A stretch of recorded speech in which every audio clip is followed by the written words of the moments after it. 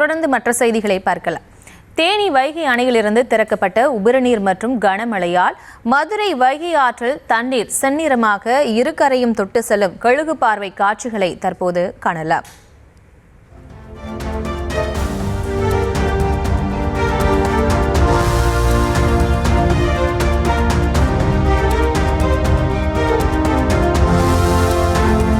இது தொடர்பான விவரங்களோடு இணைகிறார் எமது செய்தியாளர் நவநீத கிருஷ்ணன்.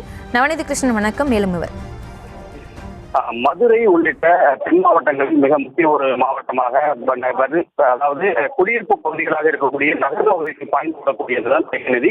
நாம் தற்போது பார்க்கக்கூடிய காட்சியை பார்த்தோம்னா, தேனி மாவட்டம் பெரியகுளம் ஒட்டி இருக்கக்கூடிய வைகை அணையிலிருந்து முழு கொள்ளளவு எட்டி வரக்கூடிய வேளையிலே உபரி நீரானது திறந்துவிடப்பட்டிருக்கிறது. அதே போன்று கடந்த 2 நாட்களுக்கு மேலாக பெய்த கனமழையின் காரணமாக வைகை நீரானது, அந்த வைகை ஆற்று பகுதியிலே பெய்த நீரானது தொடர்ந்து வரக்கூடிய பகுதியிலே மதுரையின் மையப்பகுதியாக இருக்கக்கூடிய ஆழ்வார்புரம் பகுதியில் இருக்கக்கூடிய நூற்றாண்டுகள் பழமை வாய்ந்த ஆல்பர்ட் விக்டர் மேம்பாலம் உள்ளிட்ட பகுதிகளில் இருக்கக்கூடிய வைகையின் வடகரை மற்றும் தென்கரை ஆகிய 2 கரைகளையும் தொட்டு சென்று ஆர்ப்பட்டு செல்லக்கூடிய நீரை நம்மால் காண முடிகிறது. ஏற்கனவே காவல்துறையினர் மூலமாக ஒலிபெருக்கின் மூலம் வைகை ஆற்றுக்குள் யாரும் இறங்கவோ குளிக்கவோ ஆடு மாடுகளை குறுப்பாகவோ கூடாது என்று எச்சரிக்கை விடுத்துள்ள நிலையிலே தற்போது பருந்து பார்வை காட்சிகளில் அவற்றை பார்க்கும்போது செந்நிறமாக காட்சியளிக்கிறது. காரணம் என்னவென்றால், கடந்த சில நாட்களாக பெய்து வரும் கனமழையின் காரணமாக அங்கங்கே இருந்த நீரானது வைகை ஆற்றிலே வரக்கூடிய நிலையிலே இந்த சீரமாக இந்த நீரானது தொடர்ந்து சென்று கொண்டிருக்கக்கூடிய ஒரு நிலையமாக காண முடிகிறது.